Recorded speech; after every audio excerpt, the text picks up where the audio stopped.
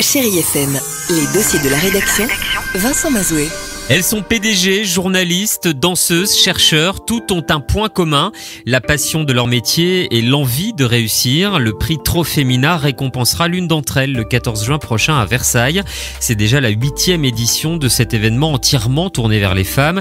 J'ai demandé à son fondateur Roland Esguet quelles étaient les grandes nouveautés de cette cuvée 2011. 8e édition, 8 émissions de télévision, ça c'est fondamental, émission de docu-télé, réalité. Nous avons le retour des médias, la catégorie médias qui est très importante, et puis la création de la catégorie sciences, recherche et technologie qui apporte un sens encore plus fort à ce prix. Dans une époque que l'on a pu considérer comme bling-bling pendant très longtemps, là je crois qu'on revient vers les valeurs sûres et la recherche, sciences, recherche, technologie, là il n'y a que 10% des femmes dans le monde dans un métier qui n'est pas toujours facile, où elles ne gagnent pas des fortunes, mais dans lequel elles apportent un énorme plus pour les êtres humains, c'est ça. Elles sont 40 au départ, il n'en restera qu'une seule à l'arrivée.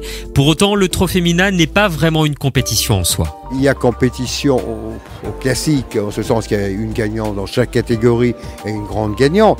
Mais elles sont avant tout, elles partagent cette notion de partage, notion d'amour. Elles partagent des moments, elles partagent des émotions, elles partagent un vécu. Et ça, c'est déjà considérable. Et ceci explique d'ailleurs qu'il se pourrait très bien que nous créions dès septembre un club Trofemina. Business, culture, sciences, les candidates s'affichent en tout dans 5 catégories. Quel dénominateur commun unissent ces femmes entre elles? Écoutez la réponse de Roland Esguet. D'abord, ce sont les femmes de qualité, ce sont les femmes innovatrices, ce sont les femmes de talent qui donnent un sens à leur vie, dans leur métier. Le caractère d'exemple qu'elles apportent est tellement important.